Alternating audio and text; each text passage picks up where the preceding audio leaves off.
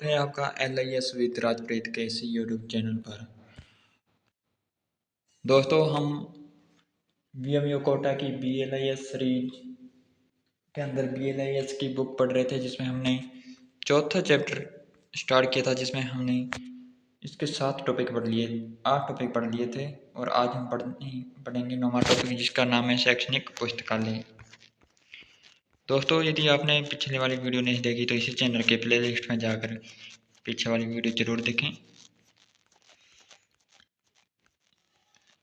आज का हमारा टॉपिक रहेगा वो रहेगा शैक्षणिक पुस्तकालय। पुस्तकालय अधिनियम हमने कल वाली क्लास के अंदर देख लिया था। शैक्षणिक पुस्तकालय, दोस्तों आपको पता है कि एक टॉपिक है टाइप्स ऑफ लाइब्रेरी, पुस्तकालयों के प्रकार, जिसमें शैक्षणिक पुस्तकालय, सार्वजनिक पुस्तकालय और विशिष्ट पुस्तकालय, और एक नाम और आता है, वो आता है भारत का राष्ट्रीय पुस्तकालय। वैसे तो जो राष्ट्रीय पुस्तकालय है सार्वजनिक पुस्तकालय के अंतर्गत ही आता है। जो हमने इसका जो फर्स्ट चैप्टर है उसके अंदर उस चीज़ को देखा था। शैक्षणिक पुस्तकालयों के अंदर हमने देखा कि ये 3 प्रकार के होते हैं: विद्यालय पुस्तकालय, महाविद्यालय पुस्तकालय और विश्वविद्यालय पुस्तकालय। शैक्षणिक पुस्तकालय के अंतर्गत विद्यालय पुस्तकालय, महाविद्यालय पुस्तकालय और विश्वविद्यालय पुस्तकालय आते हैं। नीचे इनका विकास से संबंधित संक्षिप्त चर्चा दी गई है। इस इकाई के अंदर शैक्षणिक पुस्तकालय से संबंधित संक्षिप्त के अंदर चर्चा की गई है, लेकिन इसकी विस्तृत चर्चा वो आगे वाले चैप्टरों के अंदर की गई है। विद्यालय पुस्तकालय, स्वतंत्रता के उपरांत निरक्षरता उन्मूलन पर पर्याप्त बल दिया गया, अर्थात स्वतंत्रता के बाद में साक्षरता पर ज़्यादा बल दिया गया, अपितु बड़ी संख्या में विद्यालयों की स्थापना की गई। परंतु विद्यालय शिक्षा में पुस्तकालय की भूमिका को पर्याप्त महत्व नहीं दिया गया, अर्थात स्वतंत्रता के बाद में वो बड़ी संख्या में विद्यालयों की ज़्यादा संख्या में स्थापना की गई, लेकिन विद्यालयों के अंदर जो पुस्तकालयों को ज़्यादा महत्व नहीं दिया गया। भारत सरकार ने सन 1986 के अंदर नई शिक्षा नीति की घोषणा की। कब? 1986 के अंदर नई शिक्षा नीति की घोषणा की। विद्यालय पुस्तकालय की इसमें महत्वपूर्ण भूमिका और उत्तरदायित्व निर्धारित किया गया। जो नई शिक्षा नीति आई थी 1986 के अंदर, उसमें विद्यालय पुस्तकालय की भूमिका और उत्तरदायित्व निर्धारित किए गए थे। राष्ट्रीय शैक्षणिक तथा अनुसंधान परिषद NCERT द्वारा किए गए तृतीय अखिल भारतीय शैक्षणिक सर्वेक्षण 1981। तो राष्ट्रीय शैक्षणिक तथा अनुसंधान परिषद अर्थात NCERT, उनके द्वारा एक सर्वेक्षण किया गया था। कब? 1981, जिसका नाम था तृतीय अखिल भारतीय शैक्षणिक सर्वेक्षण के अनुसार विद्यालय पुस्तकालय की स्थिति निम्नानुसार थी। जो 1981 के अंदर NCERT ने एक सर्वेक्षण किया था, जिसका नाम था तृतीय अखिल भारतीय शैक्षणिक सर्वेक्षण, जिसमें विद्यालय पुस्तकालय की स्थिति बताई थी। मान्यता प्राप्त विद्यालयों की संख्या 5,89,031 है। उसमें यह कहा गया था कि जो मान्यता प्राप्त विद्यालय हैं उनकी संख्या 5,89,031 है, जिसमें से केवल 41.08% ही पुस्तकालय सुविधाएं प्राप्त हैं। अर्थात जो एक सर्वेक्षण किया गया था NCERT के द्वारा, जिसका नाम था अखिल भारतीय शैक्षणिक पुस्तकालय, उसमें विद्यालयों की स्थिति बताई थी। उसमें बताया गया था कि जो मान्यता प्राप्त विद्यालय है ना, उनकी संख्या तो 5,89,031 है, लेकिन उनमें से केवल 41.08% के ही जो विद्यालय उनमें ही पुस्तकालय की सुविधाएं हैं, बाकी के अंदर नहीं है। दुख का विषय है कि विद्यालय पुस्तकालय के विकास को आज भी समुचित महत्व नहीं दिया जा रहा है। महाविद्यालय और विश्वविद्यालय पुस्तकालय, तो शैक्षणिक पुस्तकालय 3 प्रकार के थे: विद्यालय पुस्तकालय, दूसरा है महाविद्यालय पुस्तकालय और तीसरा है विश्वविद्यालय पुस्तकालय। स्वतंत्रता प्राप्ति के पश्चात भारत में उच्च शिक्षा का आशातीत विकास हुआ, अर्थात स्वतंत्रता के बाद में भारत में हाई क्वालिफिकेशन का उच्च शिक्षा का विकास हुआ और पर्याप्त संख्या में महाविद्यालय और विश्वविद्यालयों की स्थापना हुई। रंगनाथ के सत्प्रयासों से और विश्वविद्यालय अनुदान आयोग अर्थात UGC के उदार अनुदानों से भारत में विश्वविद्यालय तथा महाविद्यालय पुस्तकालयों का आशातीत विकास हुआ। कैसे स्वतंत्रता के बाद में महाविद्यालय और विश्वविद्यालयों का विकास हुआ। रंगनाथन के प्रयासों और विश्वविद्यालय अनुदान आयोग अर्थात यूजीसी के उदार अनुदान से भारत में विश्वविद्यालय तथा महाविद्यालय पुस्तकालयों का विकास हुआ। आयोग द्वारा केवल भवन अनुदान, उपस्कर अनुदान तथा ग्रंथ अनुदान आदि ही नहीं देकर पुस्तकालय कर्मचारियों की ओर भी ध्यान दिया गया। इस आयोग के द्वारा कौन से आयोग के द्वारा यूजीसी अर्थात विश्वविद्यालय अनुदान आयोग के द्वारा केवल महाविद्यालयों या विश्वविद्यालयों का जो भवन अनुदान है उन पर, उपस्कर अनुदान पर तथा ग्रंथों पर अनुदान आदि ही न सिर्फ इन पर चर्चा की गई बल्कि जो पुस्तकालय के कर्मचारी हैं उनकी ओर भी ध्यान दिया गया। भारत में विश्वविद्यालय तथा महाविद्यालय पुस्तकालय कर्मचारियों को वहाँ के शिक्षकों के समक्ष स्तर तथा वेतनमान प्राप्त है। इसमें कहा गया कि जो भारत में विश्वविद्यालय तथा महाविद्यालय हैं उनमें जो पुस्तकालय कर्मचारी हैं उनको अन्य शिक्षकों के समक्ष ही स्तर तथा उनका वेतन प्राप्त होना चाहिए। आज देश में विश्वविद्यालय की संख्या 200 के लगभग है।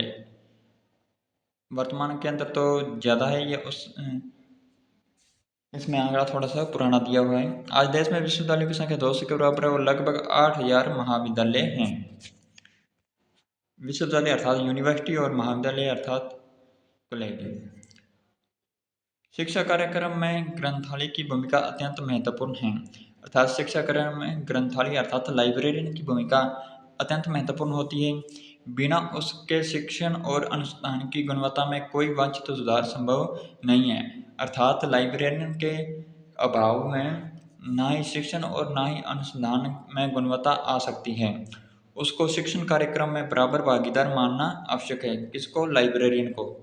यदि हम नई शिक्षा नीति को सही अर्थों में लागू करना चाहते हैं तो शिक्षण कार्यक्रम ग्रंथालय की भूमिका को पूर्ण रूप से स्वीकार करना होगा। अर्थात यदि हम नई शिक्षा नीति को लागू करना चाहते हैं तो हमें शिक्षण कार्यक्रम के अंदर जो लाइब्रेरी की भूमिका उसको स्वीकार करना होगा। ये तो था शैक्षणिक पुस्तकालय। आगे है विशिष्ट पुस्तकालय, स्पेशल लाइब्रेरी।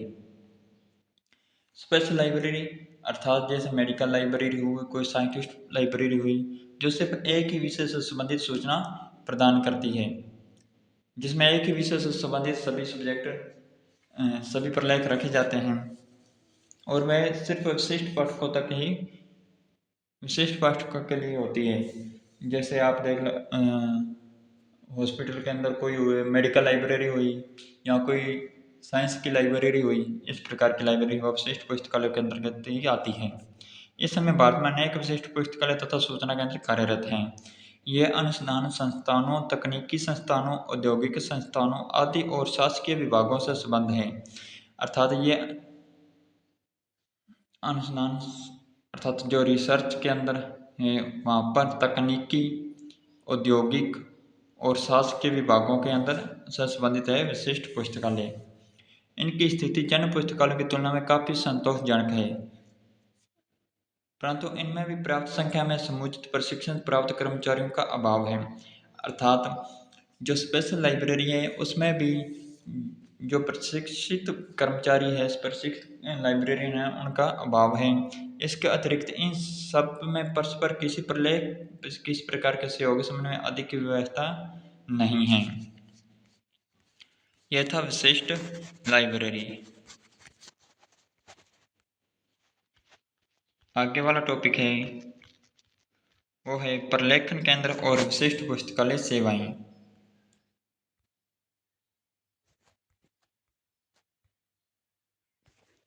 प्रलेखन केंद्र और विशिष्ट पुस्तकालय सेवाएं, इसमें पहला है इंसडोक। सन 1952 में, कब 1952 में, किसके द्वारा? यूनेस्को के सहयोग से। कब? 1952 में यूनेस्को के सहयोग से भारत सरकार द्वारा Indian National Scientific Documentation Centre INSDOC. INSDOC का पूरा नाम इंडियन नेशनल, इंडियन अर्थात ये भारत का है, नेशनल साइंटिफिक अर्थात ये जो वैज्ञानिक है उनसे संबंधित है, डॉक्यूमेंटेशन सेंटर है, डॉक्यूमेंटेशन सेंटर। इंसडोक का बहुत बार पूरा नाम पूछा जा चुका है पेपर के अंदर, तो याद रखना इंस्डोक का पूरा नाम है Indian National Scientific Documentation centre, जिसकी स्थापना हुई थी 1952 के अंदर, यूनेस्को के सहयोग से हुई। ठीक है, ये संस्थान council of Scientific and Industrial Research CSIR का पूरा नाम council of Scientific and Industrial research है कि एजेंसी के रूप में अपने स्वतंत्र भवन और पूर्वकाल के निर्देश में नई दिल्ली में कार्यरत है। अर्थात इंस्डोक की स्थापना पूछे तो 1952 में। इंस्डोक की स्थापना 1952 में किसके सहयोग से? यूनेस्को के सहयोग से। ठीक है, इसका पूरा नाम Indian National Scientific Documentation centre, इसका मुख्यालय नई दिल्ली में है। ये किसकी एजेंसी के रूप में कार्यरत है? CSIR का पूरा नाम council of Scientific and Industrial research है। इसके प्रमुख कार्य है, अब जो इंस्डोक है इसके क्या क्या कार्य है, कौन कौन से कार्य करता है? पहला, समस्त विश्व के उपयोगी वैज्ञानिक आवधिक प्रकाशनों अर्थात पीरियोडिकल पब्लिकेशन को प्राप्त करना और उनका भंडारण करना, अर्थात विश्व के अंदर जितने भी वैज्ञानिक पीरियोडिकल पब्लिकेशन होते हैं उनको प्राप्त करता है, उनका संग्रह करता है। वैज्ञानिकों तथा तकनीशियन को उनके उपयोग प्रलेखों की सूचना प्रदान करना, किनको? वैज्ञानिकों को। उपलब्ध स्रोतों की सहायता से विशिष्ट प्रश्नों तथा जिज्ञासाओं को प्रदान करना। आवश्यकता पड़ने पर मांग पर प्रलेखों की फोटो प्रतियां तथा अनुवाद प्रदान करना, अर्थात यदि आवश्यकता पड़ जाए तो इसकी जो प्रलेखों का संग्रह है उनकी फोटो कॉपियाँ और उनका अनुवाद भी प्रदान करता है। राष्ट्र के समस्त प्रकाशित और अप्रकाशित वैज्ञानिक कार्यों के लिए राष्ट्रीय निक्षेपागार के रूप में कार्य करना। विश्व को भारत राष्ट्र द्वारा किए गए वैज्ञानिक कार्य की सूचना प्रदान करना, यह कार्य भी इसका है, इंस्डोक का है। इंस्डोक में लगभग 1200 से भी ऊपर देशी विदेश वैज्ञानिक पत्रिकाएं अर्जित की जाती हैं। इस केंद्र में विकसित पुस्तकालय को नेशनल साइंस लाइब्रेरी घोषित किया गया है, अर्थात जो इस केंद्र में विकसित पुस्तकालय है, इंस्डोक के अंदर जो लाइब्रेरी है उसे नेशनल साइंस लाइब्रेरी घोषित किया गया, उसे नेशनल साइंस लाइब्रेरी कहा जाता है, अर्थात वैज्ञानिक से संबंधित लाइब्रेरी। यह केंद्र प्रलेखन में एक पाठ्यचर्या भी संचालित करता है। कौन सा इंस्डोक केंद्र है जो डॉक्यूमेंटेशन के अंदर एक पाठ्यचर्या अर्थात सिलेबस भी संचालित करता है? इसके द्वारा पुस्तकालय विज्ञान और प्रलेखन पर एक त्रैमासिक पत्रिका जिसका नाम है annals of library and information science का प्रकाशन भी नियमित रूप से कब से? 1964 से हो रहा है। ये लाइन बहुत इंपॉर्टेंट है, जो चीज़ पेपर के अंदर पूछी जा चुकी है उसको मैं आपको बता रहा हूँ, आप उसको नोट कर लेना कि एक तो नेशनल साइंस लाइब्रेरी घोषित किया गया और दूसरा इसके द्वारा एक त्रैमासिक पत्रिका जिसका नाम है annals of library and information science, और इसका प्रकाशन कब से हो रहा है? 1964 से हो रहा है। इंस्डोक की त्रैमासिक पत्रिका कौन सी है? Annals of library and information science कब से प्रकाशित हो रही है? 1964 के अंदर। इसकी फ्रिक्वेंसी क्या है? ये त्रैमासिक है। इस केंद्र के क्षेत्रीय कार्यालय भी देश के कई भागों में स्थापित किए गए हैं, अर्थात जो इंस्डोक केंद्र हैं इसके इसके कई क्षेत्रीय कार्यालय भी बनाए गए हैं जो कि देश के कई अलग अलग भागों में स्थापित हैं। यह केंद्र निम्नलिखित सेवाएं प्रदान करता है। कौन कौन सी सेवाएं देता है? ये प्रलेख सूचियों का प्रकाशन करता है, अर्थात जो भी डॉक्यूमेंट है उनकी सूची का प्रकाशन करता है। छाया पुनरुत्पादन रिप्रोग्राफिक कार्य करता है, अनुवाद सेवा करता है, प्रलेखन कार्य में प्रशिक्षण भी देता है। इसका प्रमुख प्रकाशन इंडियन साइंस एब्स्ट्रैक्ट है, अर्थात इंस्डोक का प्रमुख प्रकाशन कौन सा है? Indian science abstract. इंस्डोक और साइंस यहाँ से याद रख लेना आप। इंस्डोक किसके लिए काम करता है? साइंस वैज्ञानिकों के लिए, तो यहाँ पर भी साइंस आया है। इसकी एक प्रमुख परियोजना union catalogue of scientific serials है। इसकी एक प्रमुख परियोजना कौन सी है? Union catalogue of scientific serials है, जिनका संकलन कार्य प्रगति पर है। अब इंस्डोक के द्वारा भी अन्य प्रलेखन सेवाएं हैं। कौन कौन सी हैं? इंस्डोक के अतिरिक्त सुरक्षा सेवाओं के लिए प्रलेखन कार्य के लिए डेसी डॉग कार्यरत है। समाज विज्ञान के क्षेत्र में INSDOC Indian Social Science Documentation Centre अर्थात नासडॉक, ये इंस्डोक नहीं, इंडियन सोशल साइंस ये नासडॉक है, कार्यरत है नासडॉक है, इसको करेक्ट कर लेना। अन्य भारतीय बड़े संस्थान जो प्रलेखन और सूचना सेवाएं प्रदान कर रहे हैं उनमें Council of Scientific and Industrial Research CSIR, research and development of organisation, Bhabha atomic research centre, Indian Council of Agriculture Research ICAR, Indian Council of Medical Research ICMR, Indian Statistical Institute ISI, Indian Council of World Affairs ICWA आदि के नाम से इस रूप से उल्लेखनीय हैं। इसके अंदर जो इन लोगों के अलावा भी भारत के अंदर जो सूचना प्रलेखन के अंदर हैं उनके नाम दिए गए हैं, जिसमें डेसीडॉक है, नासडॉक है और CSIR, ICAR, ISI, ICMR, ICWA, इन सब के बारे में इसी बुक के अंदर आगे विस्तृत से जानकारी दी गई है। उसका हम आगे पढ़ेंगे। राजस्थान विश्वविद्यालय द्वारा भी भारतीय पत्र पत्रिका में प्रकाश सामग्री के अनुक्रमणीकरण का कार्य किया जा रहा है। किसके द्वारा? राजस्थान विश्वविद्यालय द्वारा भी जो भारत के अंदर पत्र पत्रिकाएं हैं उनके अंदर जो प्रकाश सामग्री है उनका अनुक्रमणीकरण अर्थात इंडेक्सिंग की जा रही है। इसके लिए यहाँ से इंडेक्स इंडिया नामक त्रैमासिक पत्रिका का प्रकाशन होता था। इंडेक्स इंडिया कौन कैसी पत्रिका है? त्रैमासिक पत्रिका है। एक मिनट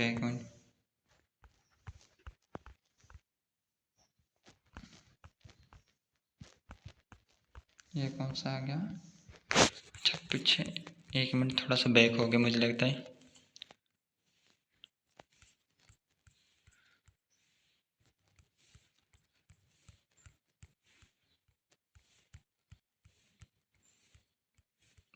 दोस्तों एक मिनट ही।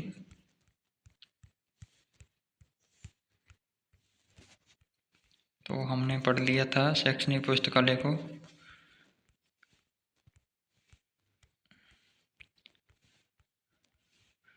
यहाँ पर थे हम।